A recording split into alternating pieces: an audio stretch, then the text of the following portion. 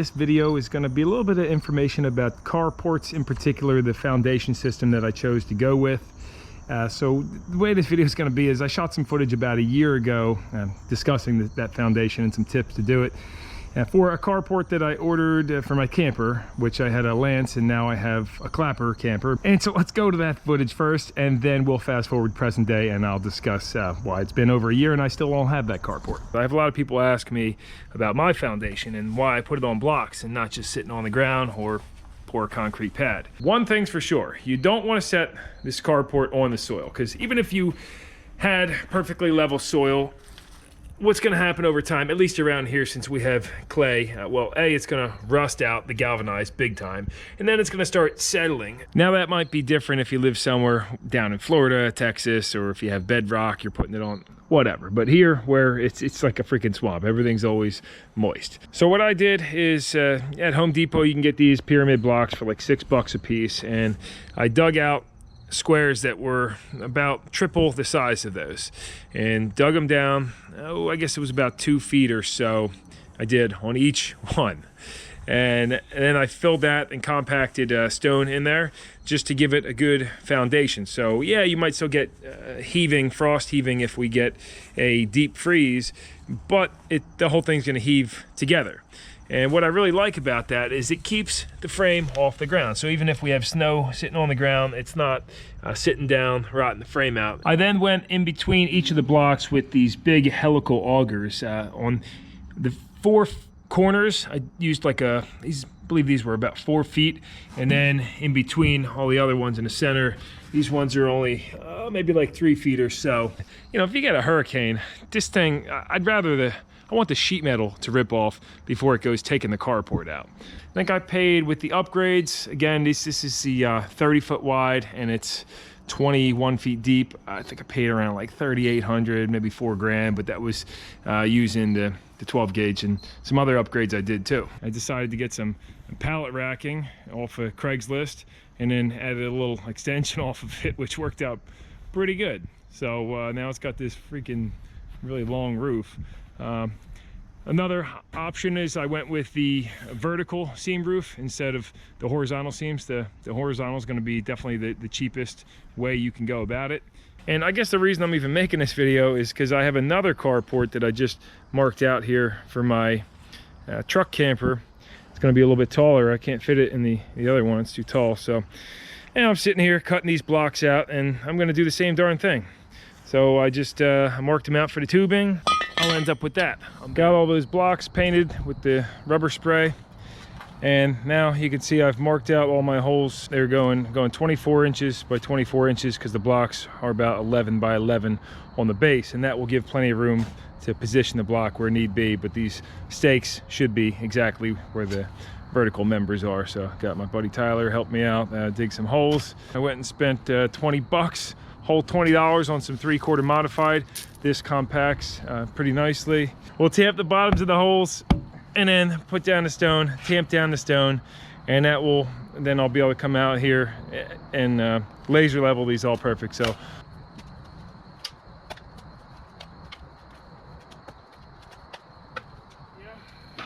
yeah, I don't think I've ever seen it. No. And just for my future reference, I have this string line perfectly laser leveled, and the bottoms of these holes are going to be 24 inches to undisturbed earth, 24, 25 inches or so. And what that allows for is about 6 or 7 inches of stone. And then the blocks are 5.5 inches to where the frame rail is going to be sitting, and then an extra 12 inches of just invisible space so that way we have room to dig and level these all out. That'll be nice. So overkill? Yeah, probably. All right, and now we're back to present day, to the original carport that I ordered for the Lance and now for the Clapper, putting it together. So let me show you where we're at with the foundation, and then I'll talk about my experience with Carolina Carports. Anyway, so these square holes that you saw before, I lined those with landscape fabric and then used 3/4 modified and tamped that down nice and firm. So we laid these rails out, and then I went ahead and set up the 11-foot trusses. Now I just have to level everything and bolt the sheet metal on. Easy peasy. This is going to be a horizontal roof, as in the sheet metal is going just the way it's sitting right now. All right, so now I want to share my experience with Carolina Carports. So I actually ordered this through Allen's Factory Direct, but they're just a dealer for Carolina Carports.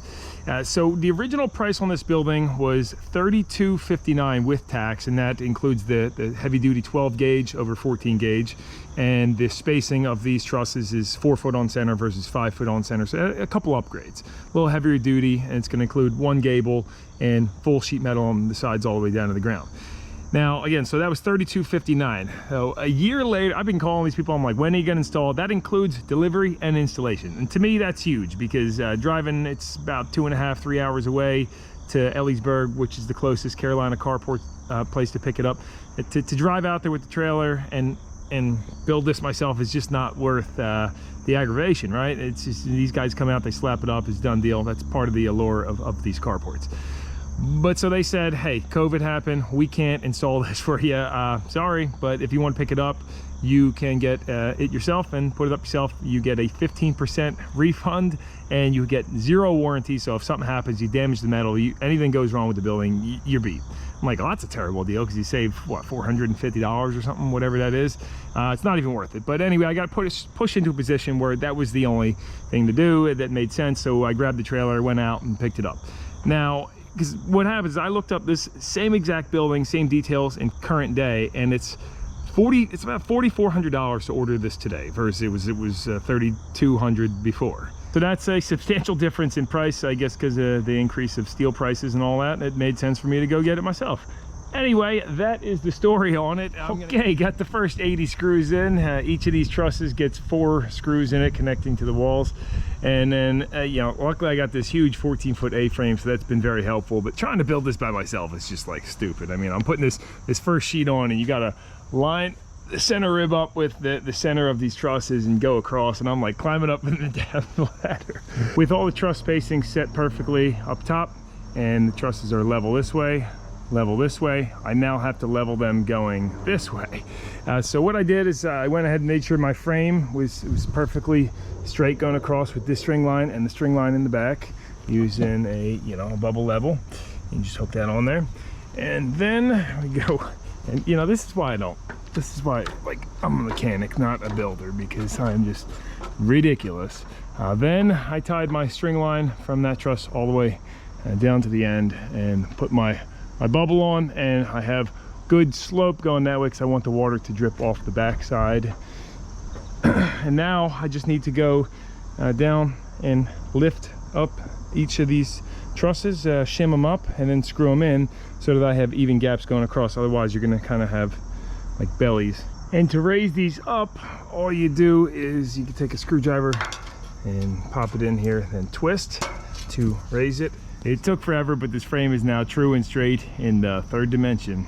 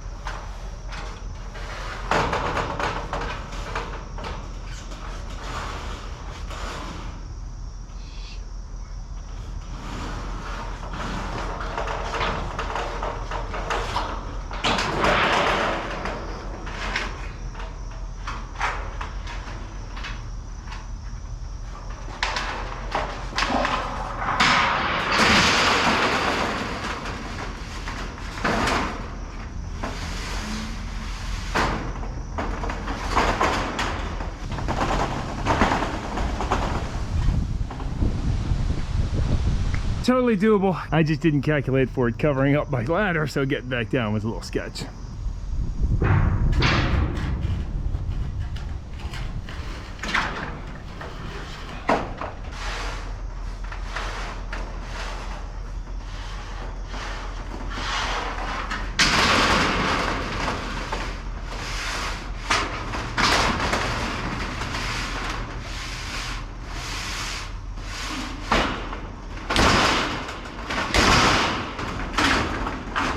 I'd say we'll call that good enough for today. I'm at 252 screws. And look, I cracked my phone rolling around on the roof. So this is starting to not be worth it. Definitely should have just hired some guys. I actually did, when I was picking this up, I ran into a few of the installers there and they were saying on the side they could do this for $900 to install it. But I'm thinking, you know, I could take care of that myself, no problem. But no. All right, DownstatorADV finally showed up, ready to zip some panels on. Let's do it.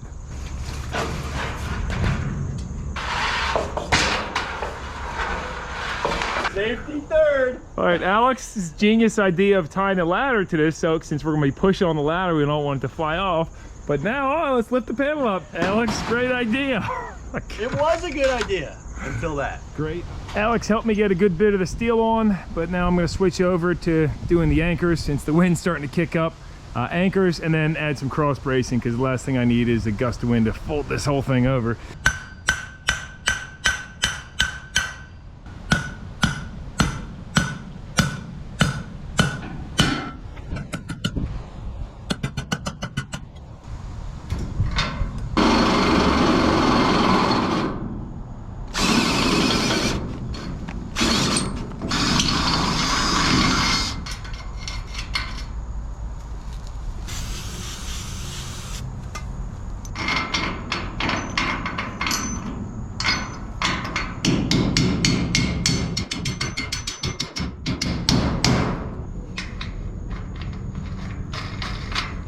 Here's a before without the cross braces, how much sway it has.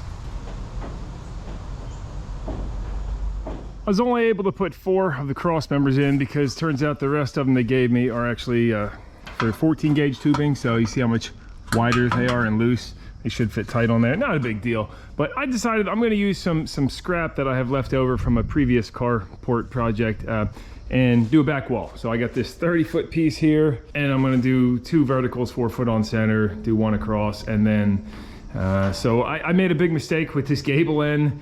You see, you should really mark this out when the trusses are laying on the ground, and then you take a marker and mark it, and great, easy enough, screw it on there too while it's on the ground. Well, I didn't do that like a dummy because I forgot, and so I had to get up on the roof, hang it, and then have Jen climb up on the ladder and scribe a marker line on it, and now I'm gonna go cut that out. Not the right way to do it. Cheap Harbor Freight electric shears like this work awesome for cutting.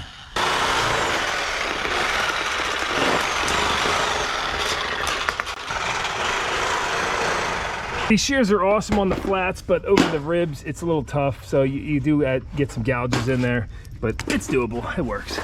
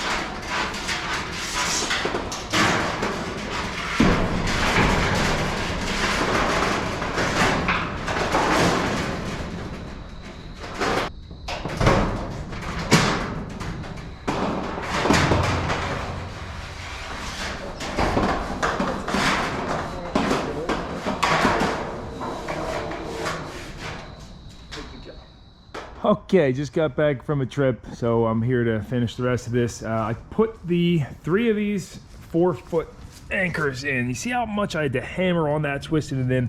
Those are really tough getting in the ground. This is 4 feet high. So what I found is a much better method is you just use a post hole digger dig the hole in this clay soil most of the way down, then screw it and pack the dirt back in there. All right, good enough.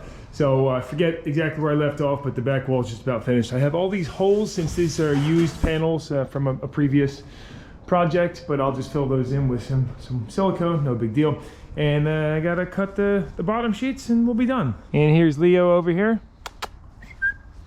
saying what's up, hanging out in the tree. Come on, let's go get you some food. He's always hanging out while I'm working. Little shoulder squirrel or tree rat, whatever you want to call him. I could just hang out with you all day.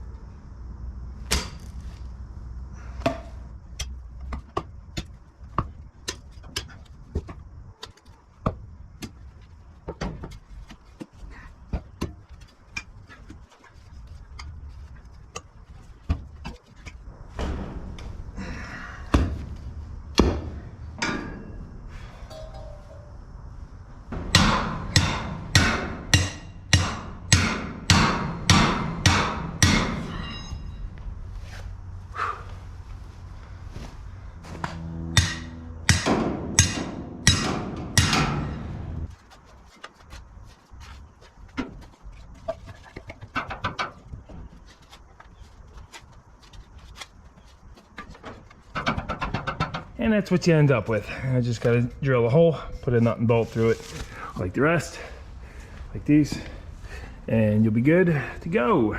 We'll be good to go. I'm gonna skip the middle. I don't think we need that. We'll do, was it 2, 4, 8 anchors total.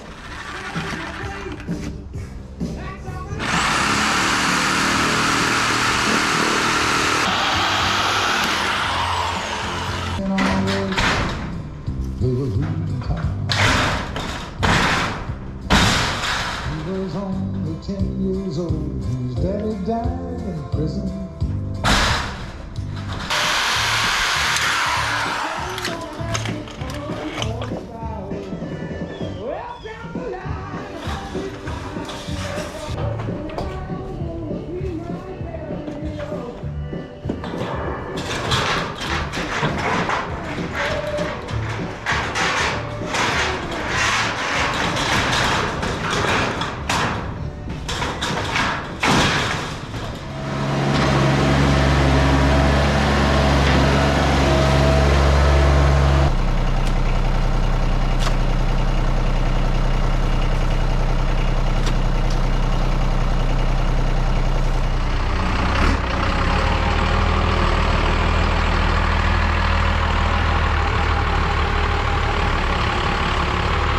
That's a good fit, and if we ever get a bigger camper, plenty of overhead.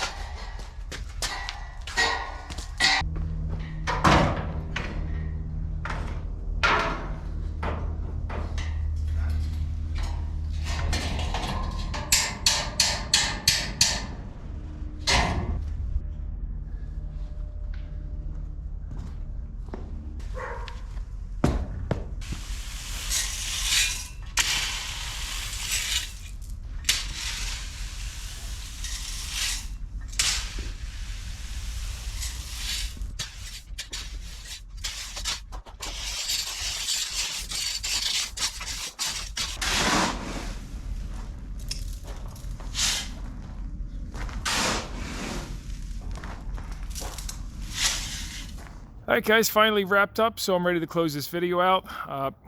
Certainly, if you've watched this video, then you can see it's well worth it to just get the free installation. It just turns out I got kind of screwed out of that with this. However, it's nice that I got the chance to do it myself, and everything's, you know, just perfectly straight and true on this. Unlike, you know, you never know what kind of crew you're going to get. I mean, this building came out great, but certainly there's imperfections on there that I didn't make on this one. So did take a lot of time though, and effort.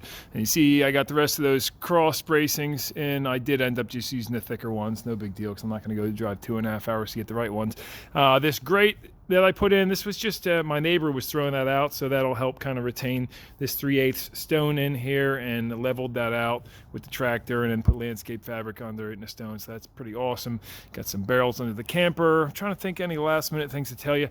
This final trim, super necessary, because if you don't put this on, these sharp edges, you know, somebody will run into that and hurt themselves. However, so that trim runs all the way on the top too. However, you want to leave the top trim off on the back, because since this building's tapered backwards, all the water runs off. So I did put the trim up to just one piece, but left it off on the top so that way leaves don't get trapped inside of here and just, you know, clog that all up. You know, maybe I'll title this video "The Hardest Way to Put Up a Carport," because there's certainly a lot of other options you could have done for the foundation on this. You know, maybe even just pouring little concrete knee walls would be pretty cool and just anchor it right to those. But this thing's not going to blow away. As you guys saw, it's done right, and I'm happy with it. So anyway, hopefully this video was helpful to somebody. I was going through this footage and I'm like, oh my God, what kind of video am I doing here? There's so much talking and it's super boring. So that's why I put those timestamps down there. But you know, hopefully somebody got value out of this, and consider, you know, dropping a thumbs up if you did, whatever the case. I'm glad I documented this, so and the future guy who owns this property knows that he has a pretty sweet little carport here. Anyway, so hopefully see you in another video or something. No nonsense, no how here. Over out. I totally forgot to show you guys how much more rigid it is after putting the back wall and the cross bracing. Check this out.